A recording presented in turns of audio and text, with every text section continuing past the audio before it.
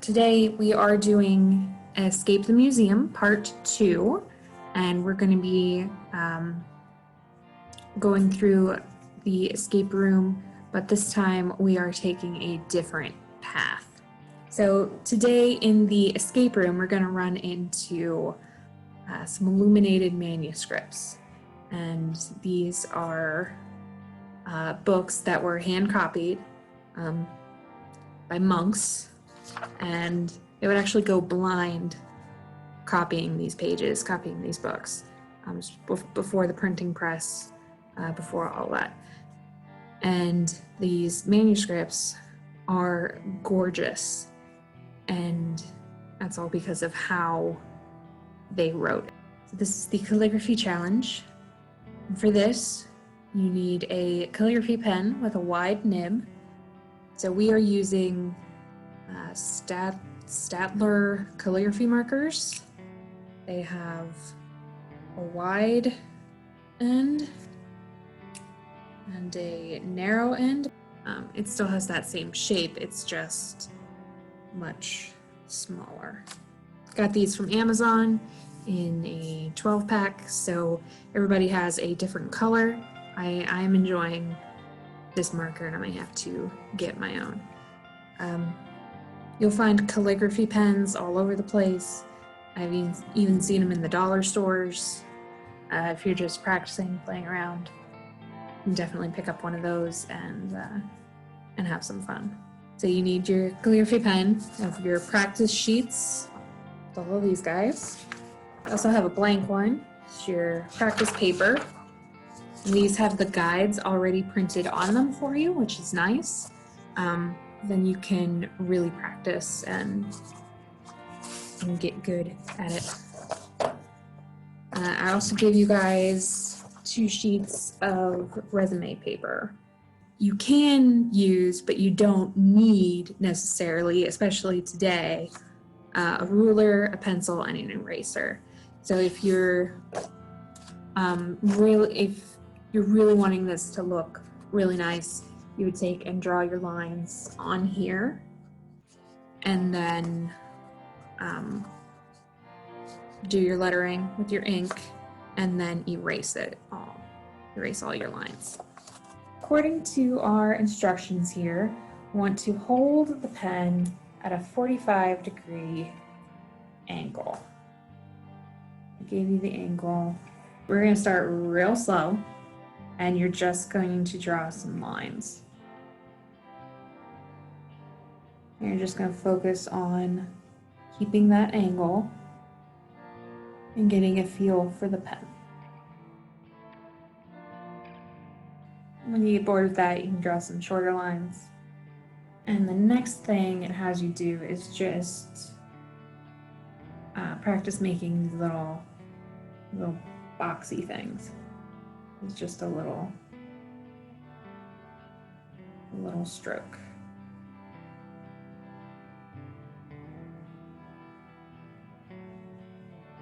I'm kind of trying to make them square.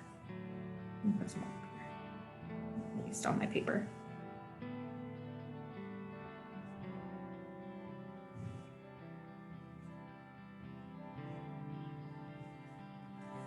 So practicing shapes like this and lines, it kind of seems silly, but the idea is, like, you're practicing your control over the pen, and you don't want to hold it too tight. You want it to feel natural, and you want to practice so that it does feel natural.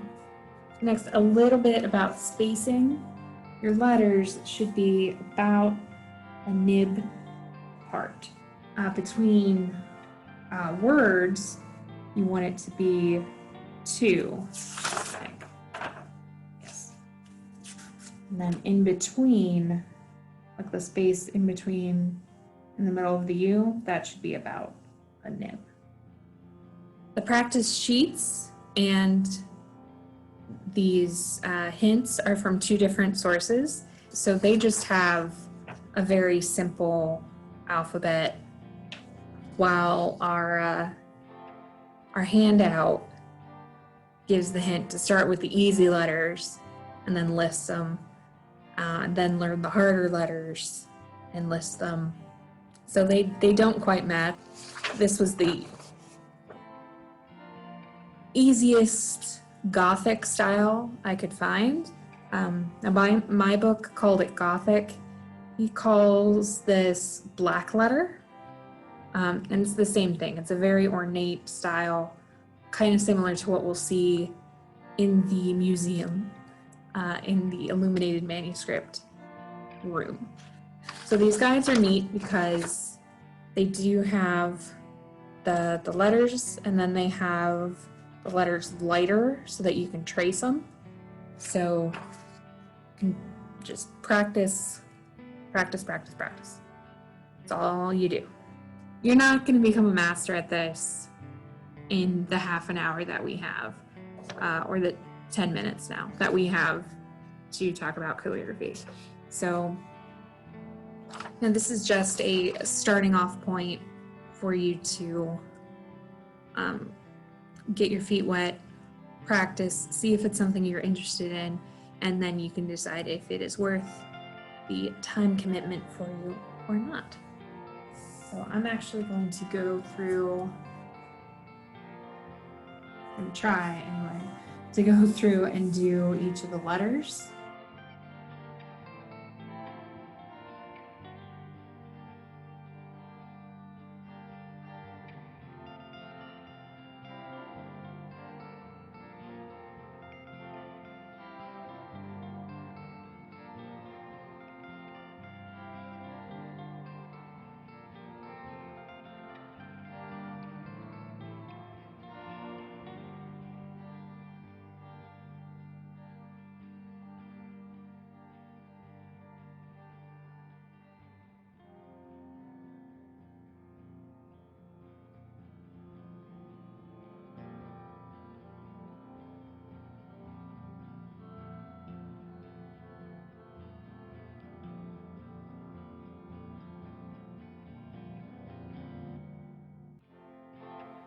Ooh, not my bestie. I will admit that one.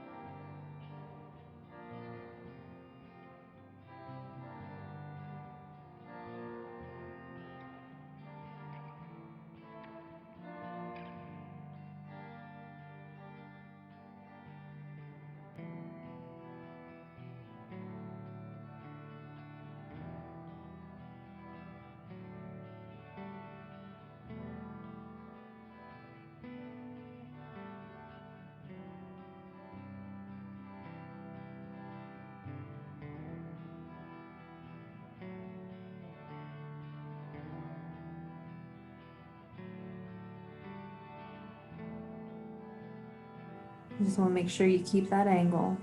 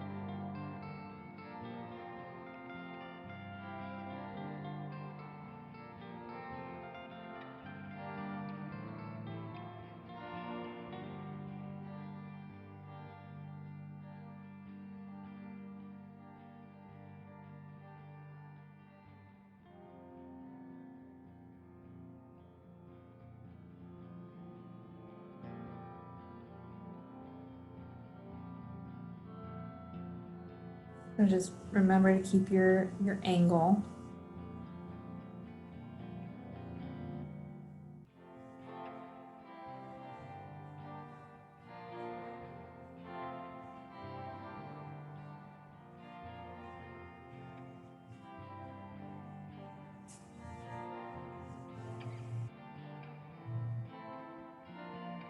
And to get this really thin one, you're going to break that rule and just use the edge.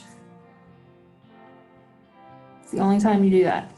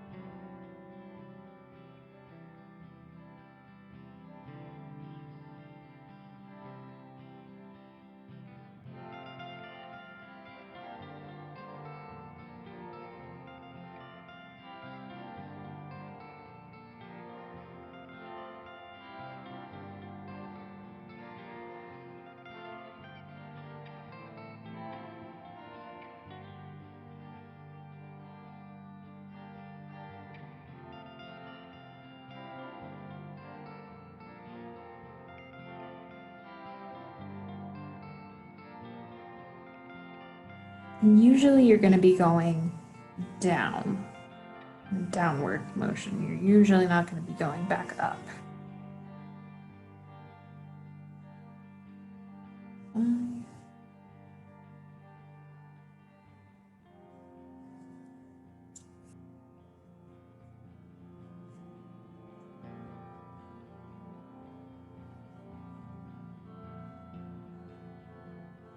Keeps focusing on my hand instead of the letters here.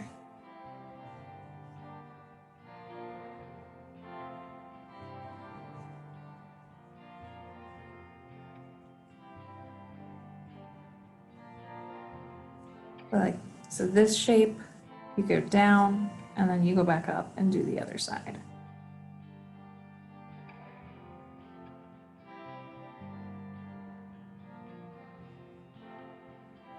These little things are both down. Most of the time, you are going down.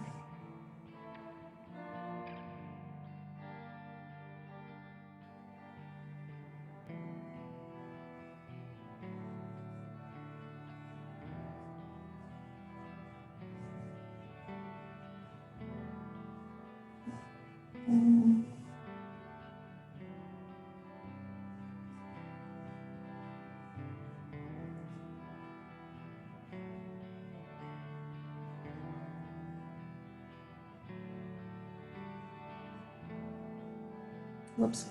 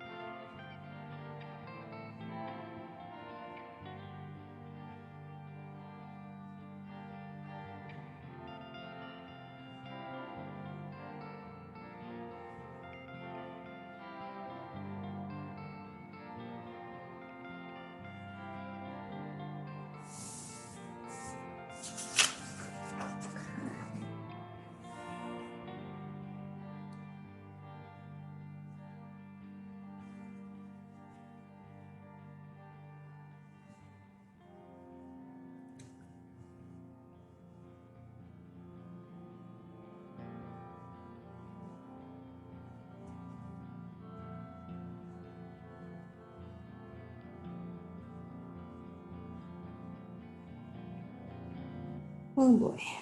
There. S's are usually pretty hard. There we go.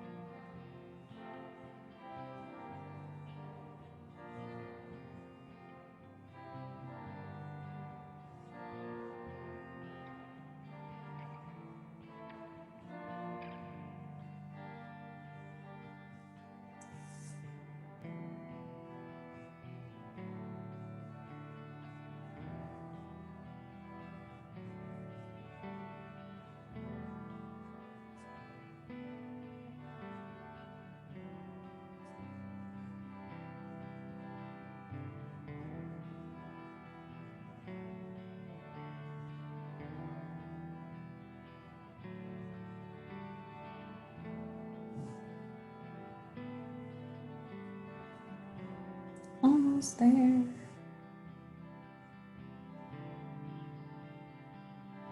Y and Z. We're gonna see if I can write my name. If I've learned anything. I don't think I have, guys. I don't think I've learned enough.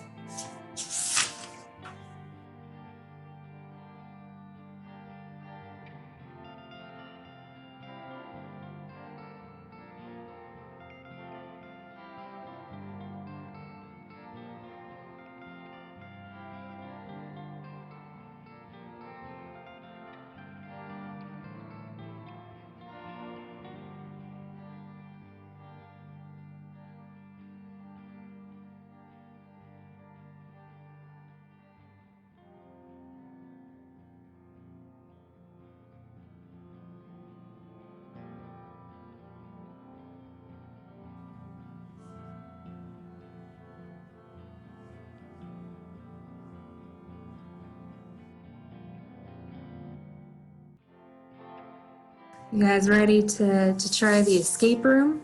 This is Escape the Museum. It is a work in progress. Eventually there will be 4 paths, and you decide which path you want to take, and all will lead out. And what I'm kind of discovering is probably some are going to be easier or more reliant on trivia and art knowledge, and some are going to be all of the answers are within the escape room, which is technically how an escape room should work. You shouldn't have to guess for anything. Digital escape rooms are a little different because you do have the internet right there. So a little bit of that is okay because you're giving permission for your players to go forth and find the. So there is a story here. So you are locked in the museum after hours. You were in the gift shop trying to pick out a poster for your cousin, and chaos ensues. You get slushy all over you and have to go to the restroom, and by the time you're done, the museum is empty. So you decide to go off and look for an exit. And which section of the museum do you decide to try? I'm not even gonna ask you guys this, because last time was ancient art. This time is the Middle Ages. So we are going to go to the Middle Ages section. You always like the Middle Ages wing. It covers so much time, so many different cultures and kinds of art. At least you'll enjoy the experience of looking for an exit. You start off down the corridor toward the room featuring early Christian and Byzantine art. As a kid, you especially liked this room because they had a table with all kinds of colored tiles. You didn't know it at the time, but they were trying to teach you about mosaics. Mosaics are designs composed of small pieces of colored materials like tiles or stones. You're busy remembering how much fun you had at that activity table and run smack into a wall. Oof, you say to no one in particular. You're quite sure this wasn't here before. Studying the wall, you see it's a giant mosaic with what must be 1 million tiny pieces of stained glass tiles. You look around for a door, or a sledgehammer, that will get you through the wall. Taking a step, your foot scrapes against a small pile of stones. You bend down and pick them up. They look like they have fallen off the wall. Getting back up, you notice several bald spots in the wall, confirming your theory. You sort the stones in your hand, looking back and forth from them to the wall. The perfectionist in you really wants to put them back where they belong. There are 6 missing pieces. Which pieces do you put in the mosaic? As you set the last stone in its proper place, the whole wall starts to shake. It slides out of the way to reveal the rest of the room. You step into the room and start looking around, using the flashlight on your phone to see better. The door into the Islamic art room is gated off, with not one, but 2 padlocks securing it. You sigh, but think maybe there is some kind of tool you can use to pry the gate open. It wouldn't be breaking and entering, you tell yourself. Breaking and exiting, maybe, but not breaking and entering. You come across an odd disc on top of the display on Emperor Justinian and Empress Theodora. You pick it up and see that it is a disc with 2 sets of letters. It looks like the inner circle could move, but it is stuck tightly. But you're pretty sure this doesn't belong in the early Christian and Byzantine art room. It does look a bit more expensive than a Last Supper poster, so you don't try to force it. The device reminds you of something, but you can't put your finger on it. Carefully, you put the disc back down and keep looking for something a little less priceless looking to help you get out of here. You're doing just that when you see the picture of the Hagia Sophia, the Church of Holy Wisdom.